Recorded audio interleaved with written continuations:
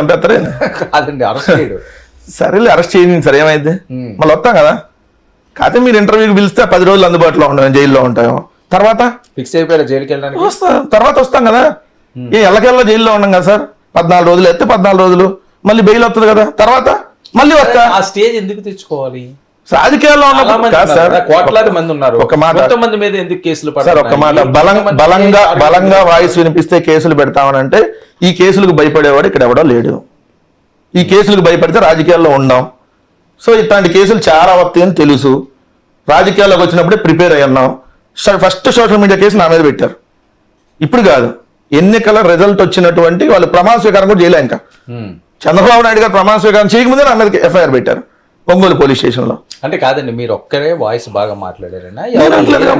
చాలా మంది, మరి చాలా మంది ఉన్నప్పుడు కొంతమంది మీద ఎందుకు పెడుతున్నారు కదా సార్. ఇప్పుడు ఎందుకు పెడుతున్నారు సార్? ఆత్మవిమర్శ చేసుకున్నారు. ఎంతమంది ఎందుకు కేసు పెట్టారని ఆత్మవిమర్శ చేసుకుని ఈ కేసు ఉండదేమో. ఎందుకు సార్ ఇప్పుడు నా మీద పెడుతున్నారు? సోషల్ మీడియాలో అనేక మంది మీద పెడుతున్నారు. ఎందుకు? ఇంటూరు రవికిరణ్ మీద 15 కేసులు పెట్టారు. ఇంటూరు రవికిరణ్ సెటైరికల్ గా ఏదైతే వాళ్ళు చేస్తున్నటువంటి తప్పులు సెటైరికల్ గా ఎత్తు చూపుతాడు, కార్టూన్ రూపంలో ఎత్తు చూపుతాడు, కేసు పెట్టారు. అంటే కార్టూన్ రూపంలో ఎత్తు చూపితే కేసు పెట్టేస్తారా?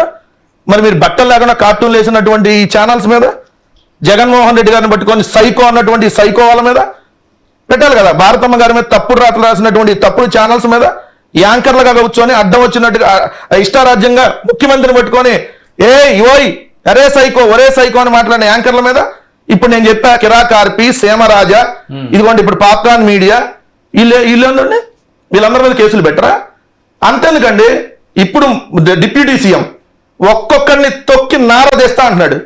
ఏమన్నా షాప్ పెట్టాను నార తీయటానికి? నువ్వు ఉప ముఖ్యమంత్రి, ఒక డిగ్నిటీ మెయింటైన్ చేయాలన్నట్టు కనీస జ్ఞానం లేదా? ముఖ్యమంత్రి చంద్రబాబు నాయుడు ఏం మాట్లాడతాడు? ఒక్కొక్కరిని తొక్కి పారేస్తా. కాదండి, ఇప్పుడు మీరు తొక్కి పారేస్తా చచ్చిపోతుంటారే ఏంటి? వాళ్ళు వినిపిస్తుంటాయి మీకు ఏమన్నా? మా మీద కేసు పెట్టున్నారు కదా, మేము మాట్లాడిన తప్పనప్పుడు మరి వాళ్ళ మీద కూడా పెట్టాలి కదా. మీకో రూల్ నాకు రూల్ ఉండదుగా. పెడతారేమో కాదు సార్. ఇదే స్పీకర్ అయ్యన్న పాత్రుడు జగన్మోహన్ రెడ్డి భౌతికంగా బతికే ఉన్నాడు, లేకుండా చేయాలన్నాడు. మరి పెట్టరా? పెట్టండి, మీరు కేసు పెట్టండి. ఎవరు సార్ పెట్టేది? గవర్నమెంట్ లో మేము వాళ్ళ కాదండి. మీరు ఇప్పుడు కేసు పెట్టండి. వెళ్తాను, నేను వెళ్తాను. మీరు అయ్యింది కదా కేసు పెడతానికి మనం వెళ్ళామనుకోండి సార్, అక్కడే అరెస్ట్ చేస్తారు మనని, ఉల్టా మన మీద పెట్టి. అట్లాంటి గొప్ప ప్రభుత్వంలో ఉన్నాము. చేసారా ఎవరన్నా? ఎందుకు చేయట్లేదు సార్? ఎందుకు చేయట్లేదు? మీకు ఎక్కడ పెట్టడానికి వెళ్తే ఎవరన్నారు? కేసు పెడతానని చెప్తే ఉల్టా కేసు పెట్టారు. నా మీద దాడి జరిగిందని కేసు పెట్టడానికి వెళ్ళినటువంటి మా కార్యకర్తల మీద ఉల్టా కేసులు పెట్టిన సంఘటనలు కోకొల్లో ఉన్నాయి. 5 నెలల్లో గ్రామీణ స్థాయి నుంచి చూడండి ఒకసారి, మండల స్థాయికి వెళ్ళి అక్కడ మీ పరిస్థితి ఏంటి? ఏముంటుంది సార్? అంటే ఏముంటదంటే ఏమైతే కేసు పెడతారు అంతే కదా. వెళ్ళడమేనా? వద్దాం, వెళ్ళొద్దాం సార్.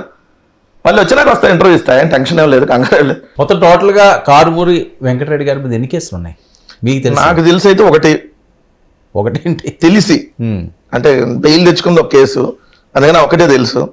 ఇంక మిగిలిన మరి ఇంకెక్కడన్నా పెట్టారా లేదా అనేది తెలియదు. మన దాకా వచ్చినప్పుడు చూద్దాం. మీకు ఏమనిపిస్తుందండి? 1-2 రోజుల్లో అరెస్ట్ చేసే ఛాన్స్ ఉన్నదని వినిపిస్తున్నది, నిజమా? అంటే 1-2 రోజుల్లో చేస్తారా, ఎప్పుడు చేస్తారా వాళ్ళ ఇష్టం. ఒకటైతే కన్ఫామ్, వైఎస్ఆర్ కాంగ్రెస్ పార్టీలో యాక్టివ్గా ఉండే ప్రతి ఒక్కరిని వదిలిపెట్టరనే విషయం తెలుసు. అది సోషల్ మీడియా భార్గవరెడ్డి గారి దగ్గర నుంచి కింద స్థాయిలో ఉన్న కార్యకర్త దాకా కావచ్చు, లేదంటే జగన్మోహన్ రెడ్డి గారి దగ్గర నుంచి కింద స్థాయిలో ఉన్నటువంటి సర్పంచ్ దాకా కావచ్చు. ఎవరిని వీళ్ళు యాక్టివ్గా ఉన్న ఎవరిని వదిలిపెట్టరు. కొన్ని వందల కేసులు, వేల కేసులు నమోదు అవబోతా ఉన్నాయి. ఇప్పుడు 100 దాటిని 15,000 కేసులు అట. 15,000 పెడతారా, 20,000 పెడతారా? ఎంతమంది మీరు పెడతారు సార్? 1,30,00,000 మంది ఓటేశారు సార్ వైఎస్ఆర్ కాంగ్రెస్ పార్టీకి. ఏం 1,30,00,000 మంది ఎత్తుకెళ్తారా? అంటే ఓటేసిన వాళ్ళ మీద పెడుతున్నారా? మనంతా మా పార్టీ ఓటేసి చెప్పారు 3 పార్టీలు కూటమి